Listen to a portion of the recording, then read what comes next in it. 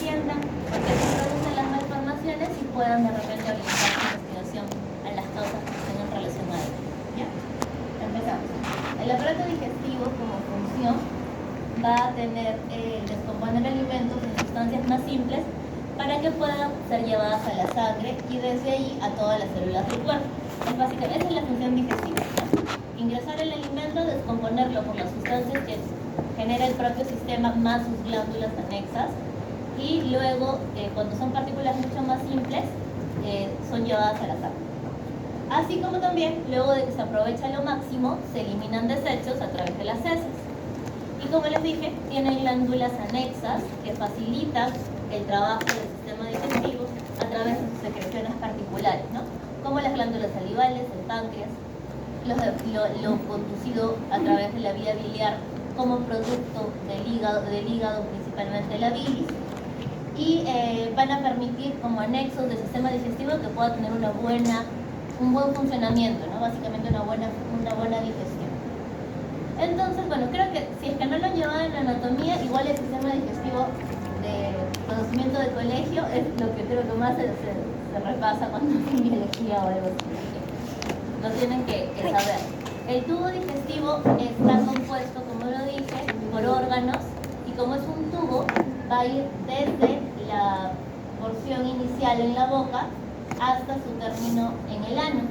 Desde el inicio hasta el fin, como ustedes ven, es un tubo continuo que no tiene ningún tipo de interrupción.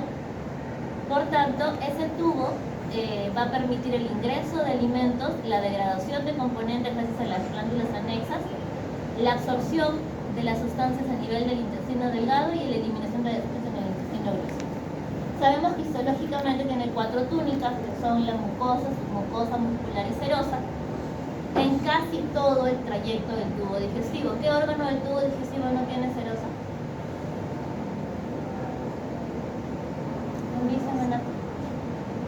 Eso es en isto. El esófago. El esófago no tiene serosa, tiene una túnica adventicia. ¿Sí? Después de la muscular, de los 2 planos musculares, en el esófago no hay serosa. De ahí en adelante, sí, el estómago, en adelante todos tienen las 3 capas distintivas de un tubo. Y las glándulas anexas, como vimos, que es el hígado, la vesícula biliar, el páncreas y las glándulas salivales, ¿ya? Entonces tengan presente ese tubo. Ahora, esta imagen de aquí la vamos a tratar de entender a nivel del embrión. Entonces, igual, en el caso del embrión, va a tener el inicio de lo que se llamaba, ¿se acuerdan cómo se llamaba la boca primitiva? Lo vimos la semana pasada. Como estomodeo, exacto. El estomodeo es el inicio del tubo digestivo y el final, antes de llamarse ano, es el proctodeo. Proctodeo, el término procto está en relación a caudal, a distal, a la región anal, ¿no? El proctodeo es lo que sería marcaría la región del ano, y como ven aquí va como un mismo tubo, una misma continuidad, que está en relación a la irrigación de cada segmento, ¿de acuerdo? Entonces vamos a equilibrar lo que sería este embrioncito con ese tubo digestivo que ustedes conocen. Este embrión, desde que va en la boca, la semana pasada vimos lo que era el aparato faríngeo. Posterior al aparato faríngeo, ¿qué seguiría? ¿Qué está debajo de su faringe? Después de su faringe, el esófago. El esófago. Luego del esófago, el estómago, y seguidamente el duodeno, ¿cierto? Hasta ese nivel es una porción intestinal importante de este intestino primitivo, y lo vamos a conocer como intestino anterior. El intestino primitivo se va a dividir en 3 porciones: el intestino primitivo anterior, medio y posterior, y anatómicamente tiene sus derivados finales. Es así que del intestino primitivo anterior obtendremos el aparato faríngeo, que es lo que vimos la semana pasada. Ahora sí, Diana, lo que estabas señalando, la tráquea, o sea, el divertículo traqueal, también deriva del intestino primitivo anterior, se los dije la semana pasada. Y en la parte anterior quedaba ese divertículo respiratorio, y luego en la parte posterior quedaba el esófago. Esófago, estómago, duodeno, hasta sus 2 porciones proximales y pues, lo que va a llegar hasta este nivel. Eso lo vamos a ver más adelante, ¿ya? Pero quiero que recuerden esta imagen. Luego seguiría el resto del duodeno, que sería el intestino medio, y el intestino posterior va a dar desde el colon distal, que sería el tercio distal del colon transverso, y el resto del intestino. Ténganlo en la mente, por favor, porque lo vamos a ver toda la exposición. Ahora sí, la estructura del intestino, para eso teníamos que recordar cómo era el disco germinativo y las capas germinativas para que entendamos de dónde van a derivar. Ya, entonces, ese es el esquema que todas las clases van a ver, porque espero que en algún momento lo logren esquematizar, porque es el esquema que siempre se hace. ¿Qué tienen que empezar? Empiezan a dibujar ustedes como el centro de todo a la médula espinal, ¿cierto? Es el dibujito que siempre les hacemos. Esa es la médula espinal o el tubo neural. Aquí está el costado, abajito está la notocorda, ¿sí? ¿Se acordaron?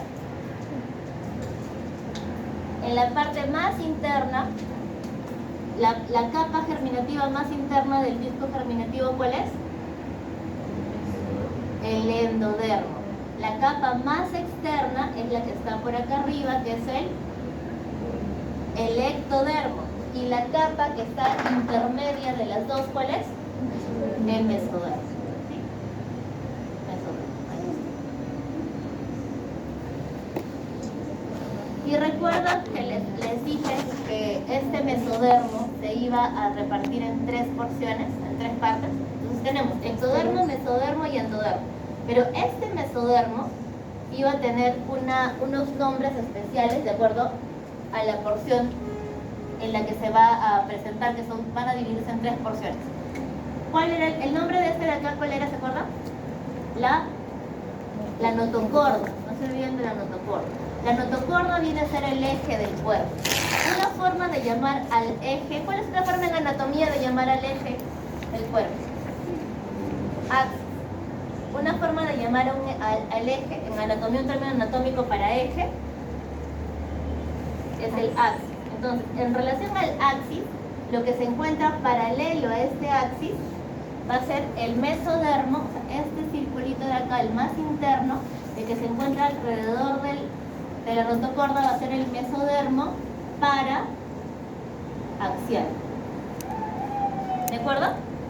¿Cómo se llamaría el mesodermo que está justo aquí al medio?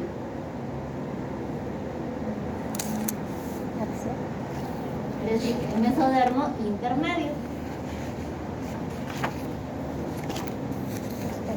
Y este mesodermo que está aquí, que queda más lateral, ¿cómo se llamaba? Mesodermo lateral. ¿Sí? No se olviden de eso. El mesodermo, cuando ya vamos a empezar a trabajar los órganos y sistemas del cuerpo, necesita tener claro que el mesodermo, como hoja, pasa a tener una repartición en mesodermo paraxial, mesodermo intermedio y mesodermo lateral. ¿Y cuál es lo importante de este mesodermo lateral? Que va a dar a su vez 2 hojitas.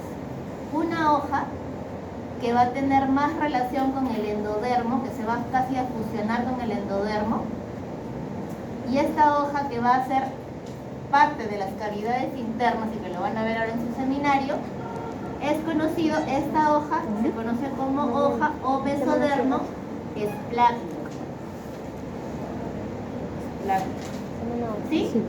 Y este mesodermo que va a ser el que se encargue de forrar las estructuras o la pared, va a llamarse hoja o mesodermo parietal o somático. ¿Sí? Entonces tenemos una hoja somática y una hoja esplácnica o visceral, que es justo la que tiene más contacto con este endodermo. Ahora, ¿qué va a ocurrir con el embrión? El embrión, ¿se acuerdan que en la 3ª semana se convertía en este disco, pero ya a finales de la 3ª semana, ¿qué le pasaba? Dejaba de ser un disco y se volvía un cilindro. ¿Se acuerdan? Que el embrión se plegaba en sentido lateral y en sentido cefalocaudal y formaba que esta estructura, que era una cosa plana, pase a tener una estructura, pasa a ser un círculo, un cilindro, y todo se vuelve un cilindro, todo se envuelve. Entonces, este esquema es lo que vemos aquí. Este de aquí, el amarillito, bueno, en este caso sería el verde, eso de aquí sería esta hoja que ya se enrolló, que ya se fusionó y se volvió un tubo. Esto de aquí, la hoja que está envolviéndolo, sería ¿qué mesodermo? El esplácnico, exacto, el mesodermo esplácnico, que es derivado del mesodermo lateral. Que va en relación así, y el que está forrándolo, que sería el mesodermo somático o parietal. Todo, o sea, este cuerpo de aquí es derivado del mesodermo esplácnico, porque va a formar parte de las cavidades, el mesodermo paraxial, porque va a formar los músculos y demás, y la parte externa estaría formando el ectodermo, que es la capa más superficial.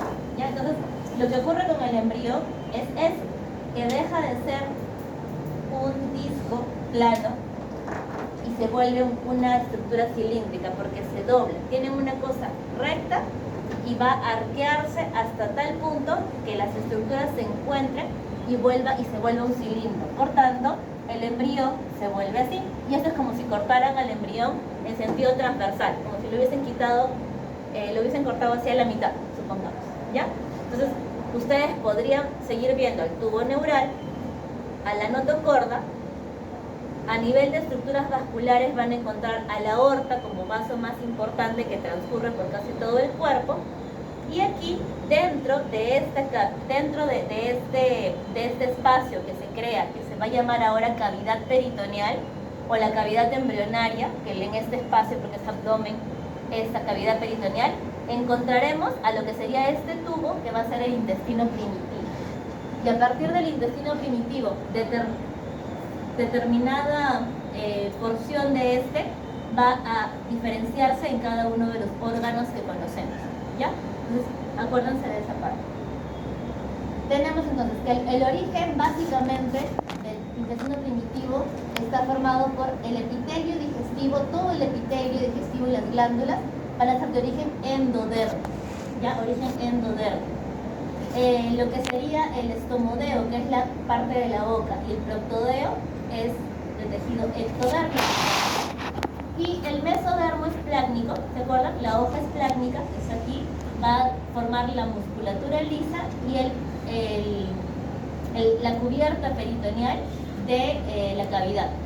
Así como también la formación de la parte parenquimatosa de algunas porciones del hígado también van a ser derivados del mesodermo, pero básicamente toda la musculatura lisa. Ustedes saben que el intestino, el estómago, el esófago tiene una capa interna de mucosa seguida de una capa de muscular, porque tiene motilidad. Entonces, ese músculo, que es músculo liso, que es musculatura involuntaria visceral, tiene un origen a nivel del mesodermo lateral en su hoja esplácnica.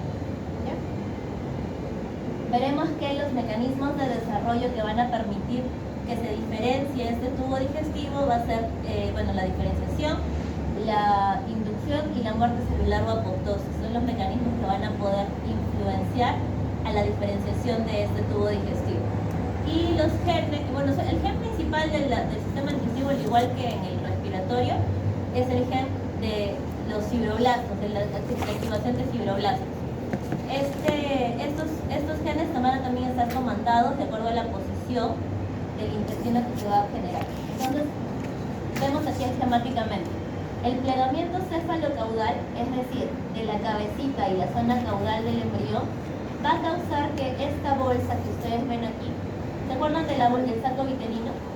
Aquí estaba el disco germinativo y abajo se encontraba el saco vitelino. Cuando empiezan los plegamientos en sentido cefalocaudal, esto se pliega y esto se pliega, se empieza a estrangular este saco vitelino, y eso hace que cada vez se forme una conexión, una cinturita más fina cada vez, y de esta forma esta comunicación queda más adelgazada para que finalmente quede como una vesícula, y era la vesícula vitelina. ¿Recuerdan que les dije que había un conducto que conectaba a la vesícula vitelina con el intestino? que era el llamado conducto vitelino o conducto ónfalo-mesentérico. Su presencia está dada por esto que ha sucedido con el saco vitelino. Se ha ido estrangulando de tal manera que ha quedado como una conexión, como un pedículo que conecta al saco vitelino con este tubo digestivo primitivo. Y lo otro que ocurre es que va a haber plegamientos laterales en el embrión. Lo que les decía aquí, ustedes tienen esta estructura que está acá, la tienen acá. Se va plegando y esta hoja interna va a ir formando ese revestimiento del tubo del intestino primitivo. De tal manera que finalmente se cierra, el resto de cavidad, el resto de hojas también acompañan este cierre cilíndrico y tenemos aquí entonces lo que sería la cavidad corporal embrionaria, y esta internamente, si estamos hablando de la zona abdominal, sería lo que sería la futura cavidad peritoneal, ¿sí? Y aquí dentro de esta se va a encontrar el tubo digestivo. Está conectado hacia la pared corporal a través de un mesentero, que es algo que ustedes ya más o menos entenderán cuando vean anatomía, que es la disposición de las hojas peritoneales por donde va a pasar el paquete vascular nervioso, ¿no? Que va a llegar hasta cada víscera dentro de la cavidad peritoneal. Esto va a ocurrir gracias a los plegamientos. Primero el plegamiento cefalocaudal y el plegamiento lateral del embrión. Entonces tenemos a este esquemita. Este es el embrión que se ha plegado cefalocaudalmente. Aquí se ve un poquito mejor. Como es que el endodermo, ¿se entiende? El endodermo, que tenía un saco vitelino todo gordo, empezó a estrangularse y finalmente quedó solo una vesícula vitelina pequeña y un conducto vitelino o conducto ónfalo-mesentérico que conecta a esta vesícula con el interior del embrión. Si vemos aquí a este embrión le hemos quitado todas las capas y solamente le hemos dejado el endodermo. Este endodermo que está aquí, que sería la filita amarilla, va a estar en relación al saco vitelino. Se va a ir estrangulando el saco vitelino y finalmente queda así. La conexión del tubo, que ya vimos, formado por el plegamiento lateral, y esta conexión que sería el conducto vitelino o ónfalo-mesentérico. Este conducto vitelino o ónfalo-mesentérico se va a anclar justo a nivel del intestino medio. ¿Recuerdan que les dije que había intestino anterior, medio y posterior? La comunicación del intestino medio con el intestino medio es que va a darse esta fijación del conducto ónfalo-mesentérico, ¿ya? Es la última conexión que tiene del intestino con la parte del cordón umbilical. Entonces, vamos a ver, genéticamente hay 12 elementos que diferencian los 3 tipos de intestino que vamos a tener. Es el portal intestinal anterior, que justo se ubica en la inserción de donde va a ser el pedículo de fijación, y luego está el portal intestinal posterior. ¿Para qué es importante esto? Porque nos va a demandar, van a ser zonas de determinación genética para que los genes puedan influir a nivel de cada porción del intestino primitivo, para que puedan formarse los órganos diferenciados, ¿no? En cada porción. Entonces, vemos que este embrioncito, que es un esquema, tiene su membrana bucofaringea en la zona de lo que sería la cavidad bucal. Desde el aparato faríngeo hasta el tramo del portal intestinal anterior se marca el límite del intestino anterior, intestino primitivo anterior. Luego tenemos una porción media que va entre los dos portales, que sería el intestino medio, y finalmente el intestino primitivo posterior. Bueno, acá le he puesto caudal, pero lo conocemos más como intestino primitivo anterior, medio y posterior. Y la expresión génica diferencial va a estar marcado por esos niveles. Esos puntos de corte van a permitir que los genes puedan causar la expresión de las variantes de cada porción para que se puedan formar los órganos específicamente. Ya está, listo. Vamos a ir por partes. Entonces, el intestino primitivo, dijimos, como todos los órganos en embriología, que es fácil para que lo recuerden, la mayoría de sistemas corporales se forman en la 4ª semana. Aparato digestivo, sistema genitourinario, tegumentario, osteomuscular, 4ª semana. Todos órganos en la 4ª semana. ¿Cuáles no les mencioné? No les mencioné el sistema nervioso y el circulatorio. Solo esos dos se forman en la tercera, finales de la tercera semana.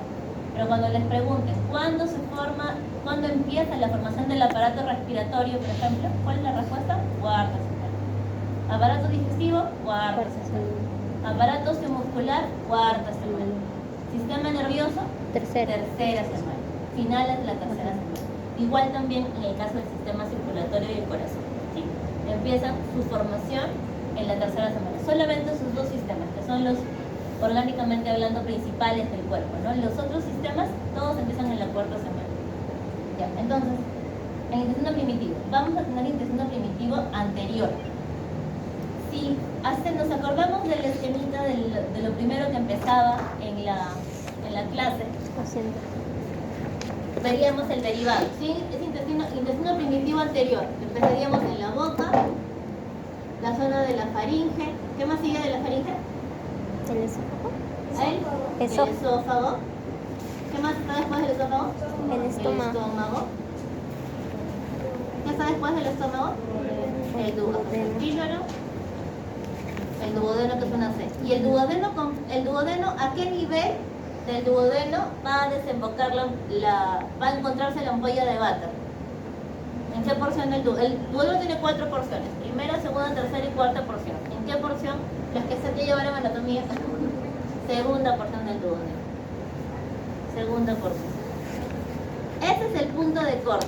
La ampolla de váter va a recibir al conducto pancreático de Wilson, aquí estará el páncreas, y al colédoco, ¿cierto? Al colédoco, listo. El conducto colédoco, bueno, pues pasa por, no se ve, por pasa el duodeno. El colédoco tiene al conducto cístico, su vesícula biliar, conducto hepático común, hepático izquierdo, hepático derecho y el hígado, ¿cierto? Hasta este punto, todos estos, desde la faringe, ¿qué cosa estaba justo a nivel de la faringe donde iniciaba el esófago? Adelante, ¿qué cosa estaba? ¿Qué estaba? ¿La tráquea? La tráquea, ¿no es cierto? Formando su aparato respiratorio, ¿cierto? Todo eso es derivado ¿de qué porción? Del anterior. Del intestino primitivo anterior. ¿Hasta qué nivel? Hasta el nivel de la ampolla. Todo lo que esté a nivel de la ampolla de váter, o sea, el páncreas, que llega con su conducto de Wilson, el colédoco, el duodeno hasta la segunda porción, y todo lo que está por arriba, todo es intestino primitivo anterior. Entonces, acuérdense de su cuerpo y se acordarán de los derivados. Solo tienen que ubicarse a nivel de la ampolla, ya donde llega la ampolla. El intestino primitivo, la ampolla de váter, es el punto donde va a desembocar el colédoco y el conducto de Wilson, que es el conducto pancreático principal. Wilson. Sí, bueno, ya no, en la anatomía actual ya no se deben utilizar epónimos. Todo es más fácil. Bueno, es la ampolla duodenal mayor. Hay una ampolla duodenal menor que es para el conducto pancreático accesorio. O ampolla de listo. Donde van a llegar los elementos pancreáticos y de la vía biliar. ¿Ya? Seguimos. ¿Qué cosa está después del intestino? Del duodeno. ¿Qué seguiría después de la segunda porción del duodeno? ¿De frente ya hay ayuno? No, la tercera y cuarta porción del duodeno. Bueno, eso no se puede estar retroperitoneal ya. Y ahora sí, todo el yeyuno, el ilio, llega ¿a dónde? ¿A qué válvula? A la válvula ilio-fecal. Porque aquí va a empezar el ciego. ¿Qué cosa tiene el ciego? Su apéndice fecal. ¿Sí? Apéndice fecal. ¿Qué sigue del ciego? Colon descendente, porque sube. Llegamos al ángulo hepático, seguimos con el transverso y nos quedamos acá, en los 2/3 proximales del colon transverso. Hasta ahí es un derivado del intestino medio. ¿Ya? Hasta ahí, hasta ese segmento. Entonces, si decimos el duodeno y el apéndice fecal están lejos, ¿no? Pero tienen el mismo origen embrionario. ¿Verdadero o falso? El duodeno, muy ¿Qué bien. dijo? La cuarta porción del duodeno y el apéndice fecal tienen el mismo origen embrionario. Sí. ¿De qué estructura primitiva van a derivar? Intestino Medio. Intestino medio. ¿Sí? Igual, otra pregunta. Esto por Nicole. frente. Nicole Jacal.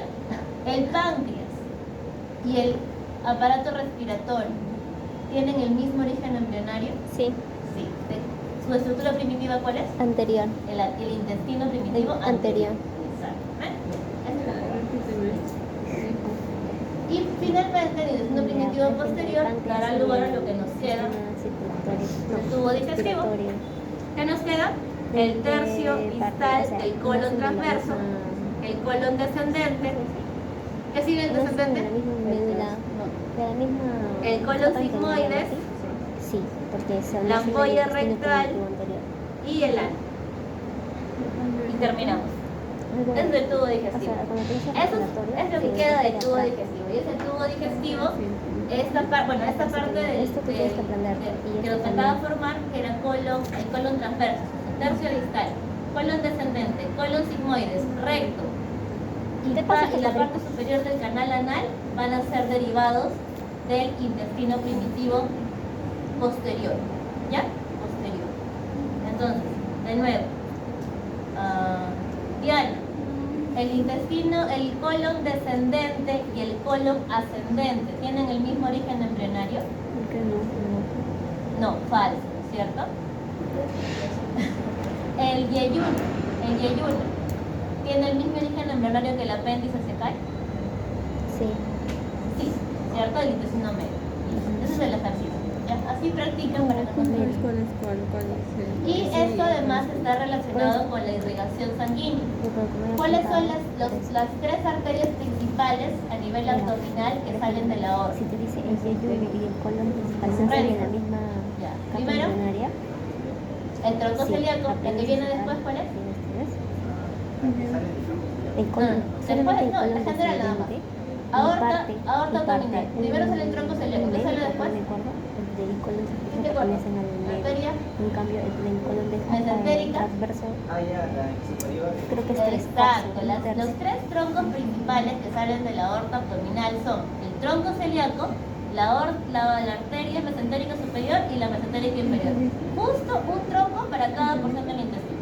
Porque así es, la arteria, el tronco celíaco va a dar, y justo esos son los elementos vasculares para los órganos derivados del intestino primitivo anterior.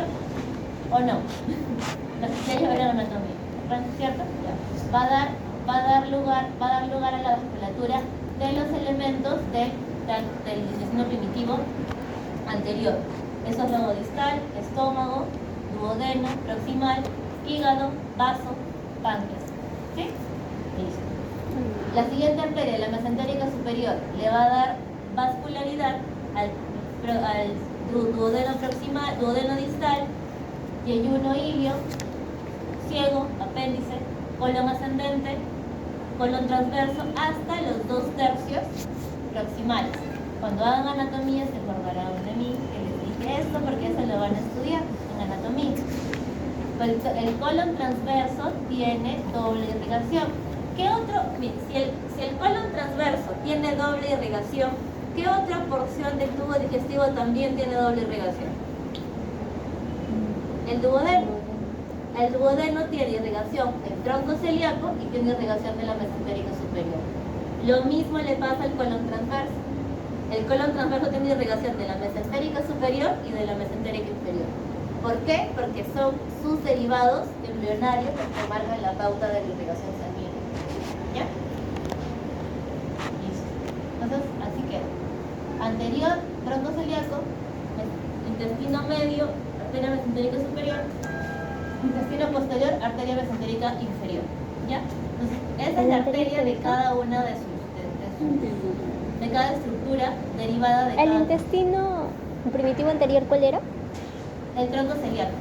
La arteria que va a irrigar a todos los derivados del intestino primitivo anterior es el tronco celíaco.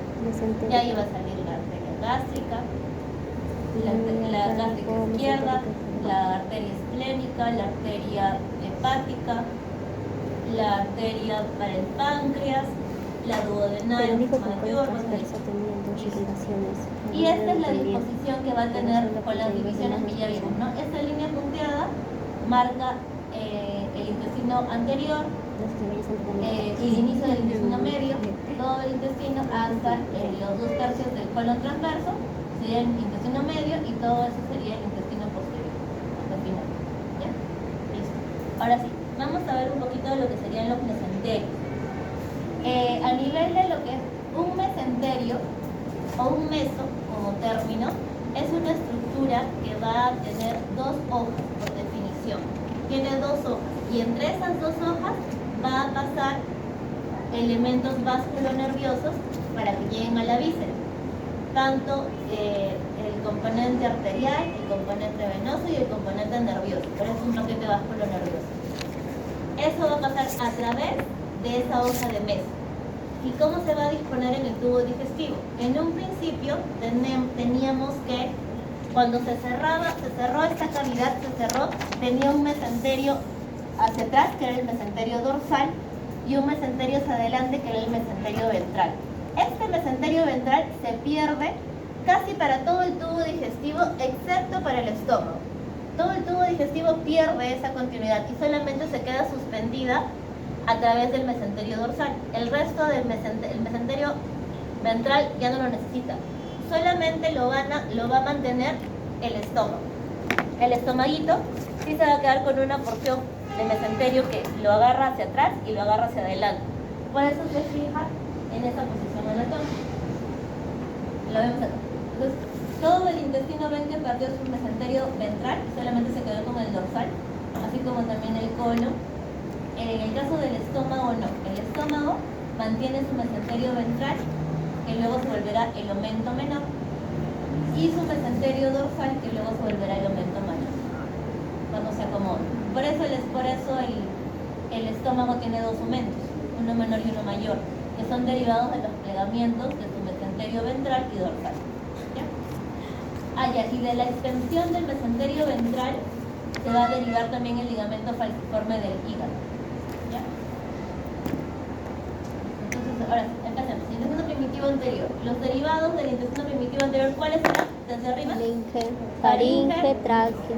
Aparato respiratorio, ¿no? La tráquea, la yema traqueal, el aparato respiratorio, el esófago, estómago, duodeno, hasta la parte proximal, o sea, sus 2 primeras porciones, primera y segunda porción. O sea, tú vas a nivel de la ampolla de Vater, el hígado, y el aparato biliar y el páncreas. Todos estos son derivados del intestino primitivo anterior. ¿Qué arteria irriga a todos estos órganos? El tronco celíaco. El tronco celíaco. No, bueno, desde el esófago distal, disculpe, a nivel abdominal. Arriba no. La arteria de los órganos abdominales derivados del intestino anterior es el tronco celíaco. El esófago. El esófago va a ser un conducto tubular que tiene en el adulto aproximadamente 25 centímetros y de 2 a 3 centímetros del diámetro del tubo, y va a comunicar la faringe con el esófago, ¿no? Desde el ingreso del alimento, traslada el bolo alimenticio hasta el estómago, ¿no? Es parte para eso tiene una musculatura en 2 planos, una circular y una longitudinal que permiten los movimientos. ¿Tiene serosa o no tiene serosa? No tiene, ¿cierto? El esófago solamente no tiene. bonus track para su clase de anatomía, no es de necesidad, es advertido. ¿Ya? Ahora, el desarrollo del esófago se acuerda con relación a la tráquea, que la tráquea se presentaba justo en una posición anterior, se formaban unas crestas traqueoesofágicas que permitía que se independice la pared del esófago y la pared de la tráquea. Esto permitía que no haya comunicación entre ellos. Pero si un punto de esta pared no se cerraba bien, ¿qué podía pasar? La fístula, las fístulas traqueoesofágicas. Esa fístula se puede formar como parte de un error en la formación de la pared traqueoesofágica. Eso es importante. Se forma en la 4ª semana, como ya les dije, y ya, listo. El estómago va a ser una bolsa que está situada entre el esófago y el duodeno. Tiene una forma de J, tiene una capacidad aproximada de 1 litro, 1,5 litros, va a medir 25 centímetros de altura, y de 10 a 12 centímetros de ancho. Tiene, como ven aquí, aquí está el esófago, la unión gastroesofágica se conoce como cardias. Aquí está el fondo o fundus gástrico, el cuerpo, el antro y el conducto pilórico, ¿sí? Después del píloro se va a continuar el duodeno. Entonces, a nivel del estómago vemos que tiene una forma como de J, que tiene una curvatura mayor, que es esta de acá, que está más dispuesta hacia el lado izquierdo, y la curvatura menor.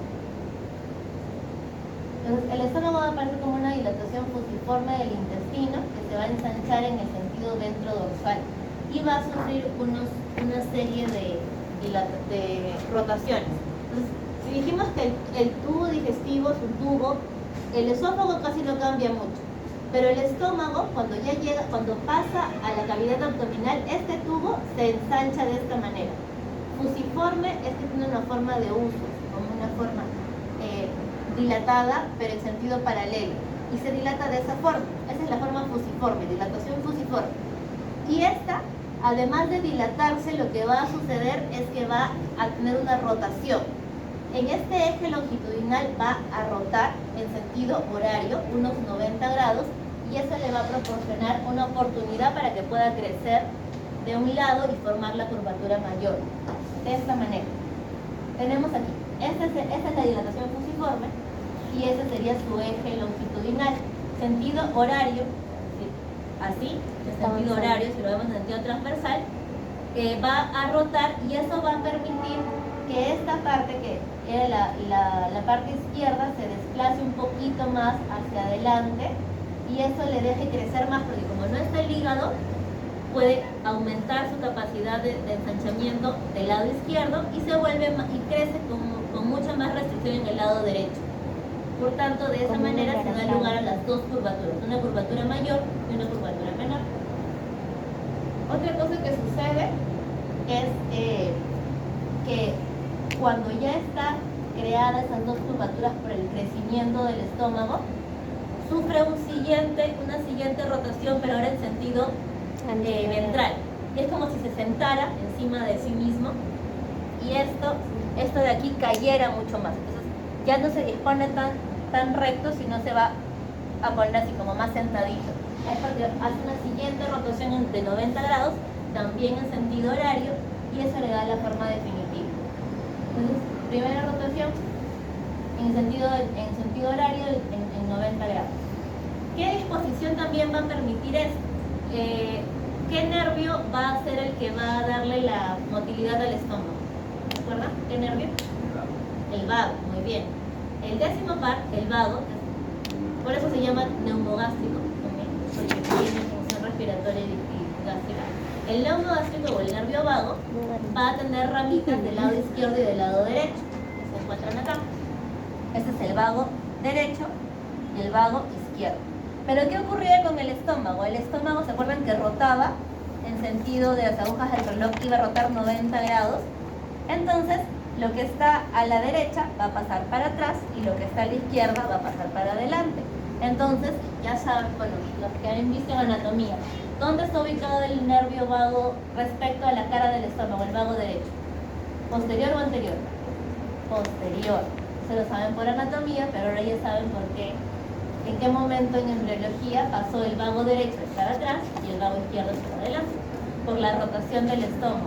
El estómago rota 90 grados en un primer momento, y eso hace que el vago cambie de posición y se acomode en la parte posterior en el caso del vago derecho, y en la parte anterior en el caso del vago izquierdo. ¿Esto está en la cuarta semana o en la cuarta semana del vago? No, eso está ocurriendo en la cuarta semana, sí, estas rotaciones, cuarta, quinta semana. La cuarta semana comienza. Sí. Bien, seguimos. Entonces, además, otra cosa que va a ocurrir es que, ¿se acuerdan de este mesogastrio dorsal? El que va a formar el aumento mayor, que es el mesogastrio dorsal, al girar el estómago se lo va a llevar, y eso va a formar una bolsa. Y esa va a ser la bolsa aumental que forma el delantal mayor o el aumento mayor.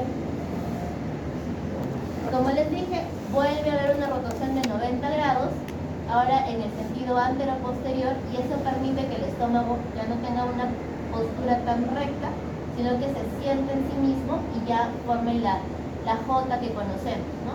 La curvatura mayor se expresa en este lado y la curvatura menor aquí, más superior y hacia la derecha. Respecto a la curvatura menor, se va a quedar esta parte del mesenterio ventral que va a formar el aumento menor, y en relación a la curvatura mayor se formará el aumento mayor.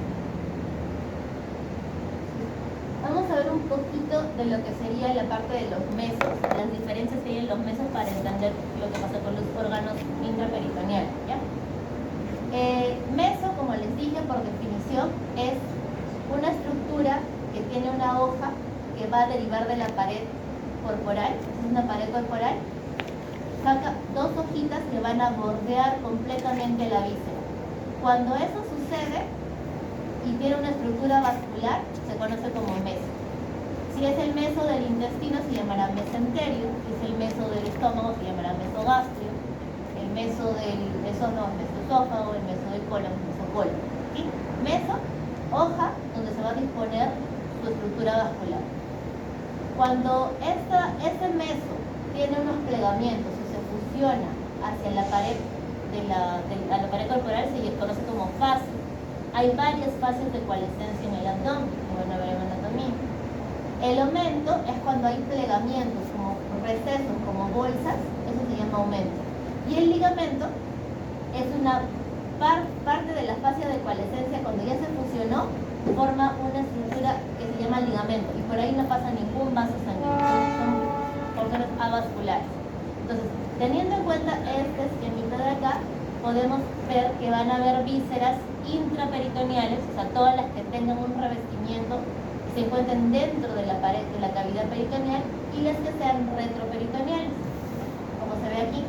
Esta sería una víscera intraperitoneal, ¿ve? Tiene un mesenterio que está en relación a la pared abdominal o la pared corporal, que bordea toda la víscera. Si le bordea toda la víscera y pasa una estructura vascular por el medio, es una estructura intraperitoneal. Los intestinos, el yeyuno y el ilio, ¿serán intraperitoneales? ¿O no? ¿No les parece que esto puede ser un intestino? ¿Sí? Es un tubito, una tripita, que tiene un forro completo de peritoneo y tiene un mesenterio. Los intestinos, el intestino delgado básicamente es un órgano intraperitoneal por excelencia. Y en el caso de los órganos que quedan por detrás del peritoneo, cuando ya se ha dado una fase de coalescencia o ha formado un ligamento y lo ha retrocedido completamente, lo ha pegado detrás de la pared, serán órganos retroperitoneales. Por ejemplo, la aorta es un vaso retroperitoneal, se encuentra completamente por fuera de la cavidad peritoneal. Los riñones también son retroperitoneales. El páncreas, por ejemplo, también es retroperitoneal. Entonces, esos son ejemplos de órganos que tienen ustedes, que tienen esta característica, que no están suspendidos en la cavidad abdominal por el mesenterio, sino están detrás de lo que sería esa cubierta por la presencia de una fascia. Para recordar, el meso va a tener estructuras vasculares, el ligamento no tiene estructuras vasculares y está pegado o adherido a la pared. Entonces, ahora, en cuanto a la rotación del estómago, lo que va a ocurrir con los mesogastrios. Con el mesogastrio dorsal, vamos a ver que en el espesor del mesogastrio dorsal va a proliferar un grupo de células de tejido linfoide y hematopoyético, y eso va a dar lugar al vaso y va a quedar suspendido en relación al mesogastrio dorsal. Y en relación al mesogastrio ventral se va a ubicar la conexión con el hígado, que puede formar un ligamento conocido como gastrohepático, y hacia la parte que va a conectar con la pared sería la parte del ligamento falciforme. ¿De dónde deriva el ligamento falciforme entonces? Del mesogastrio ventral. Entonces, ese sería un corte transversal. En un primer momento, cuando vimos estos órganos así, si íbamos de atrás hacia adelante, acá vemos la aorta. Este rosadito vendría a ser la cubierta peritoneal. Entonces la aorta quedaría detrás del peritoneo, por eso se conoce como retroperitoneal. Y delante de la cavidad, o sea, dentro de la cavidad peritoneal encontramos vaso, estómago, hígado. Lo mismo lo veríamos acá. La aorta que se encuentra retroperitoneal y por dentro de la cavidad sería el vaso, el estómago y el hígado. ¿Se entiende? A partir de su mesogastrio dorsal se conectó con el vaso y el mesogastrio ventral se conectó con el hígado. Y aquí podríamos empezar a ver lo que serían los órganos también retroperitoneales, como por ejemplo los riñones, ¿no? Que están ubicados por fuera. ¿Se entiende? Toda la cubierta azul es la cavidad peritoneal. Y por fuera de esta, justo por detrás, se ubicaría órganos como la aorta o los riñones, que son retroperitoneales. A medida que este estómago va girando, se van a ir formando otros recesos. Entonces, el estómago rota sus 90 grados, el vaso va a empezar a pasar más para el lado izquierdo y el hígado va a pasar para el lado derecho.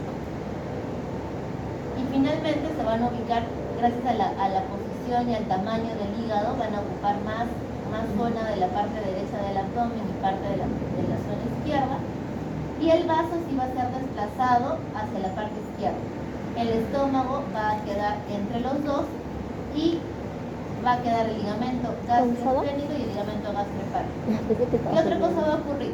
Este que está apareciendo en escena, este amarillito, es el páncreas. El páncreas en un primer momento se encontraba dentro de la cavidad.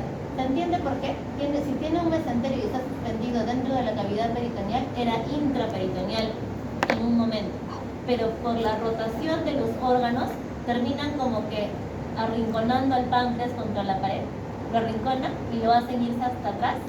Y eso hace que se forme una fascia de coalescencia, que es la fascia retropancreática. Y esa fascia lo vuelve finalmente retroperitoneal al páncreas. Por eso es un órgano retroperitoneal. Y junto con él también se jala el duodeno. El duodeno, a partir de la segunda porción, en la que está relacionado con el páncreas, es también retroperitoneal. ¿Ya? Sí, pero están dentro de la bolsa mental, son intraperitoneales. De la cavidad peritoneal. Son intraperitoneales. La bolsa mental vas a tener dos, una menor y una mayor. Entre esta bolsa mental, cuando ustedes ven su dibujo del néter así bonito, van a ver que de la curvatura mayor sale. ¿Usan el néter todavía? Yo usaba el néter. Ya, yo uso el néter. Bueno, el estómago va a salir de la curvatura mayor, va a salir el aumento mayor.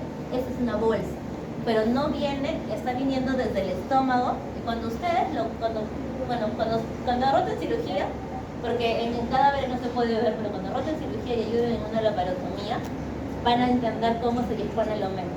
Yo recuerdo, las internas me dan risa porque ellos lo cogen y realmente así se emocionan, porque es como si el paciente entendiera, cuando ven realmente a un paciente abierto, cómo se dispone anatómicamente.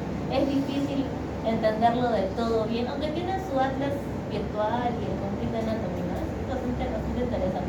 Entonces por ahí pueden entenderlo. Pero en embriología la bolsa mental es esta que se forma por el giro del estómago y ya queda como una cosa colgada por delante del estómago, ¿sí? Y otra cosa que también van a ver en anatomía, que yo recuerdo que recién lo entendí cuando de residente preparé mi tema de embriología del aparato digestivo, sobre la transcavidad de los epiplones. Renzo, ¿ya has visto la transcavidad de los epiplones? La transcavidad de los epiplones. ¿No lo has visto? Bueno, en anatomía era algo que nunca entendí. me lo memoricé o lo traté de entender. La transcavidad de los epiplones es este espacio que está aquí, ubicado entre la bolsa, entre el aumento mayor y el aumento menor. Justo por el espacio que se forma por delante del páncreas, hay un espacio que se llama transcavidad de los epiplones.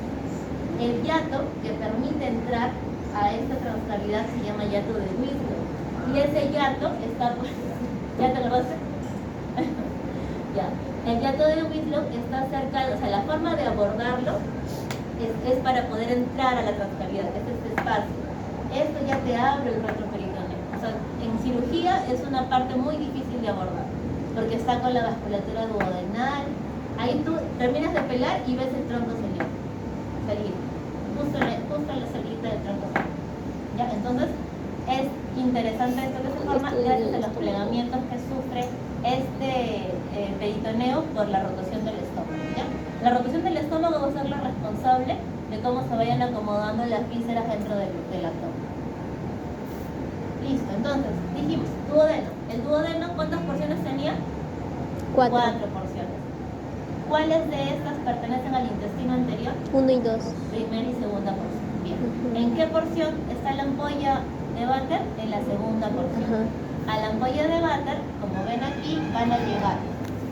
Ese es el duodeno y de aquí se nota. Está llegando la vía biliar y está llegando el conducto pancreático. Y luego, cuando ya ocurren los plegamientos, se acomoda el duodeno. Ese sería el duodeno proximal y el duodeno distal. La parte proximal, hasta este punto de corte, es intestino anterior. Entonces, ¿qué ocurre? ¿Se acuerdan que en un principio el páncreas, junto con el duodeno, estaban dentro del peritoneo? Pero gracias a los giros del estómago, también giraban estos y ocurría que los arrinconaban a la pared posterior y terminaban formando una fascia. Esta fascia de coalescencia marca al famoso ligamento de Treitz. El ligamento de Treitz, que está justo donde termina el duodeno y empieza el yeyuno, es por la fascia retroduodeno-pancreática, que también se le conoce como fascia de Treitz, que está justo en la parte en la que se fusionan las fascias y queda retroperitoneal el duodeno, así junto con el páncreas, ¿ya?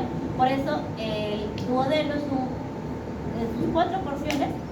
Desde la segunda porción, que está apoyada en la cabeza del páncreas, desde ahí el duodeno es retroperitoneal. Solo la primera porción es intraperitoneal, porque justo comparte la parte del mesogastrio dorsal, ¿ya? Pero el resto del duodeno es retroperitoneal, no tiene una porción de mesenterio. La parte vascular llega directamente ahí, no tiene una disposición conocida como mesenterio propiamente dicho. O sea, no hay un mesoduodeno, ¿ya? Ni un mesopáncreas, ¿no? Porque son retroperitoneales.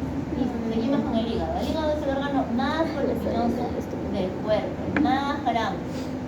Va a recibir una gran cantidad de aporte sanguíneo, aproximadamente el 10% del volumen corriente va hacia el hígado y tiene un flujo aproximado de 1.4 litros.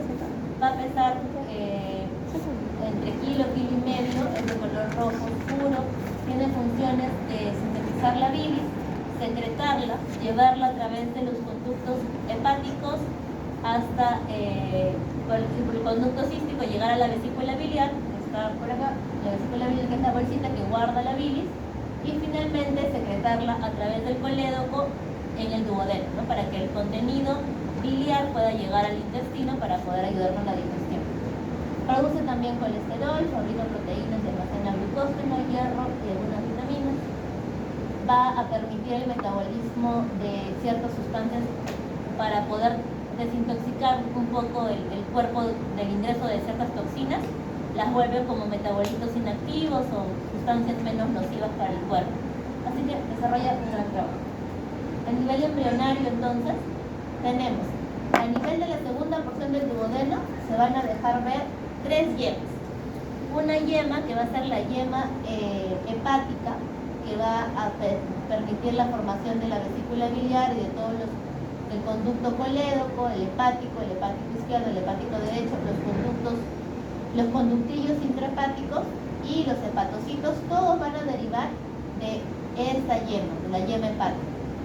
Luego se va a formar otra yema o otro esbozo que va a ser la yema pancreática ventral.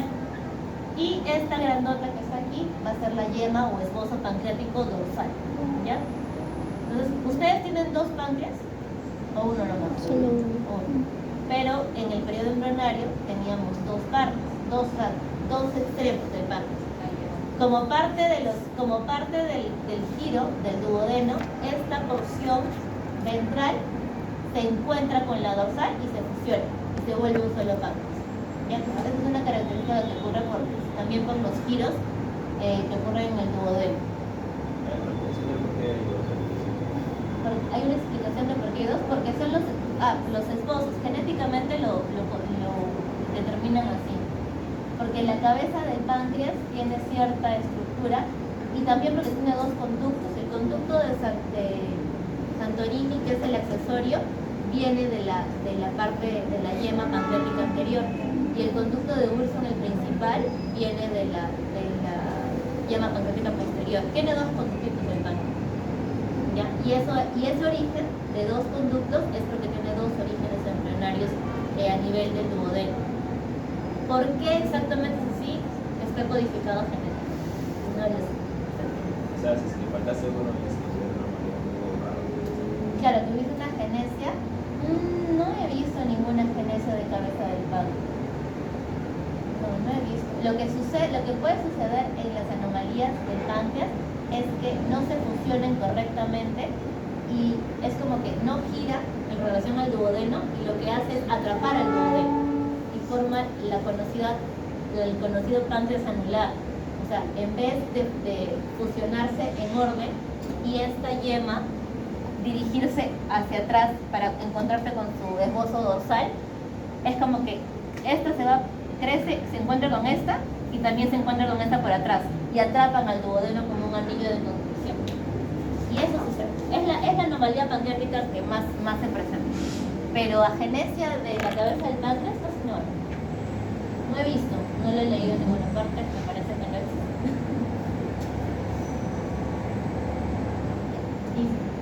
Entonces, ¿se acuerdan que la hematopoiesis se llevaba a cabo en el hígado la sexta semana? Sí. Tercera semana, saco vitulino, sexta semana, hígado, novena semana, doceava semana, vaso, semana 28, médula ósea. ¿Sí? ¿Se acuerdan? Examen la próxima semana, si acaso. Entonces, en el hígado, sexta semana, hematopoiesis en el hígado. La hematopoiesis hepática hace que llegue gran cantidad de sangre y que el órgano se vuelva súper grande, y como tiene bastante actividad sintetizadora y creadora de células, necesita un gran espacio, por eso crece rápidamente. De la yema hepática va a surgir el parénquima hepático, las vías biliares, intra y extrahepática, el conducto hepático, izquierdo-derecho y el hepático común.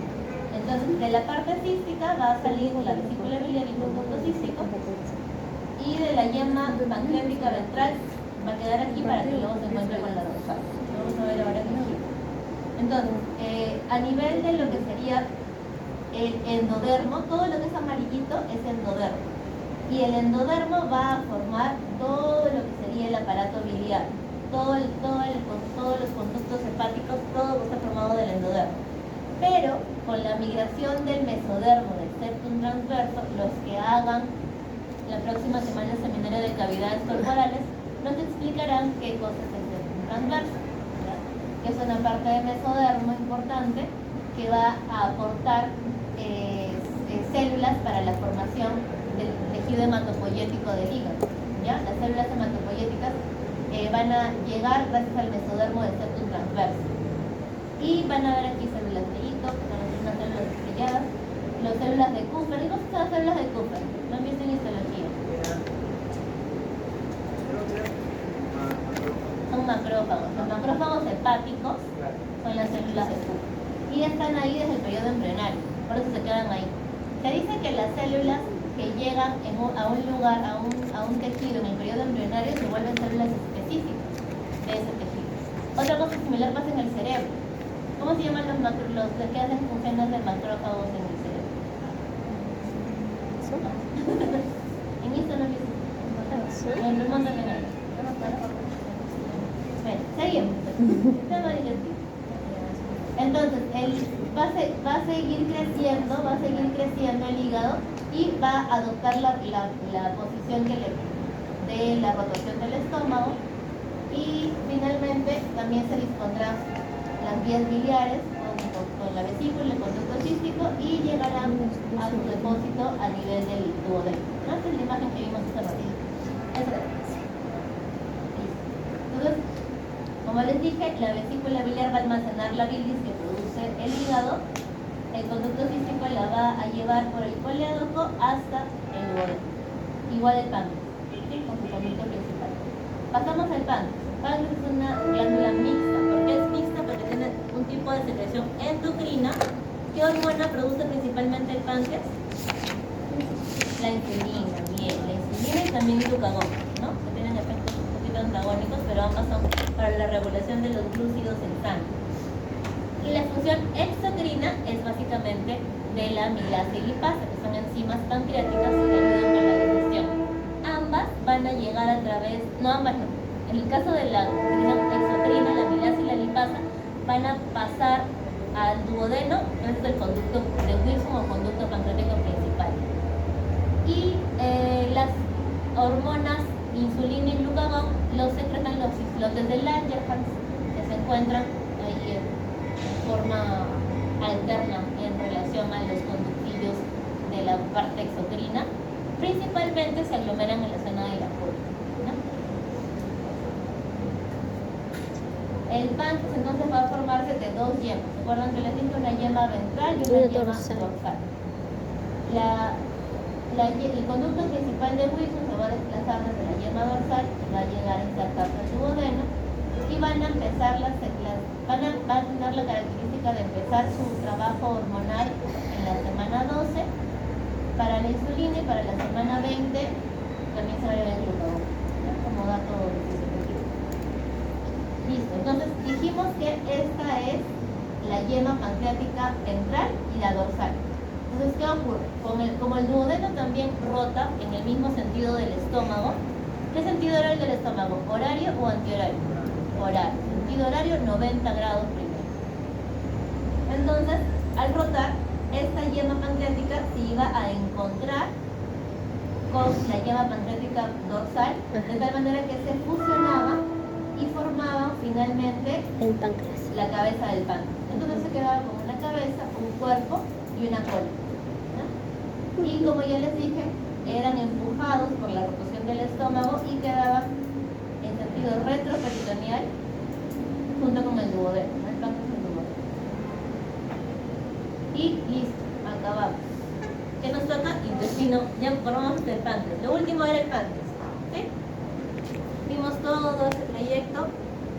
Páncreas.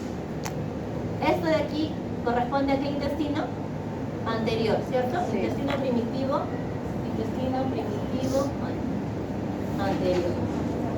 Ahora vamos a ver el medio, intestino primitivo medio. ¿Desde dónde va a empezar el intestino primitivo medio? ¿Desde qué parte del duodeno? Tercera y cuarta parte del duodeno. ¿Qué más? Todo lo rojito. El Yeyuno. Ilión. Del colon transverso. Yeyuno, ilio, no se olviden del apéndice, cecal, ciego, colon ascendente y los dos tercios proximales del colon transverso. ¿Qué arteria genera la irrigación de este segmento? Mesentérica Inferior. Superior. Arteria mesentérica superior. Bien. Entonces, el desarrollo del intestino delgado va a darse por un crecimiento de todo este segmento, porque ese tubo digestivo tiene que empezar a crecer, a elongarse, y va a quedar suspendido en el abdomen a través del mesenterio. Vemos que lo que ocurre en el caso del intestino es que como el hígado y los riñones son súper grandes, al tener gran tamaño no dejan que el intestino delgado crezca de forma adecuada, entonces este se va a ver obligado a salir. ¿Por dónde creen que podría salir el intestino? ¿Por qué parte del feto? Por el ombligo, exacto. Y ahí se va a dar lo que se conoce como hernia umbilical fisiológica. A través del cordón umbilical, el intestino sale de la cavidad abdominal, jalado por un conducto que vimos al principio. ¿Cómo se llama ese conducto? El conducto que conectaba el intestino con el saco vitelino. Exacto, conducto ónfalo-mesentérico o conducto vitelino. Ese conducto permite que el intestino se jale hacia afuera, lo jala hacia afuera de tal manera que puede protruir y salir. Como en el fetito que vimos en la clase de fetal, en el que se veía que salían las asas, ya, eso está ocurriendo entre la semana 6 y la 10. Entonces, vemos como eventos importantes, la herniación del asa del intestino primitivo medio ocurre entre la sexta y la 10ª semana. Entonces, periodo comprendido para la hernia umbilical fisiológica de la semana 6 a la 10. Eso es lo normal. Todo lo que pase después de esta semana, si vemos intestino fuera de la barriguita del bebé en una ecografía, si es pasada la semana 11, se considera patológico, ¿sí? Ya sería una hernia patológica, podría ser una gastrosquisis, podría ser un hepatocele. Ahora lo vamos a ver. Pero hasta aquí es normal. ¿Qué ocurre? El intestino, para poder salir, tiene que hacer una primera rotación. Entonces, el intestino delgado, a diferencia del estómago, va a rotar en sentido contrario a las agujas del reloj. Va a rotar en sentido antihorario. Y va a hacer 3 giros. Un primer giro de 90 grados para salir y luego 2 giros más de 90 grados para poder regresar. Porque no se va a quedar afuera, ¿no? Entonces, eso permite que entre la semana 10 y la 12 el intestino esté completamente dentro del abdomen gracias a sus siguientes 2 giros. Entonces, si decimos cuántos giros hace el estómago completamente durante su formación, 3 giros. En total, ¿cuántos grados? 270 grados. Eso es pregunta. No lo crean en sus preguntas del examen de residencia. Preguntaron eso en el examen de residencia. ¿Cuántos giros realiza el intestino delgado en su desarrollo embrionario? 3. ¿Cuántos en total? ¿Cuántos grados? 270 grados. ¿En qué sentido? Antihorario. ¿Sí? Falta como 270 horas.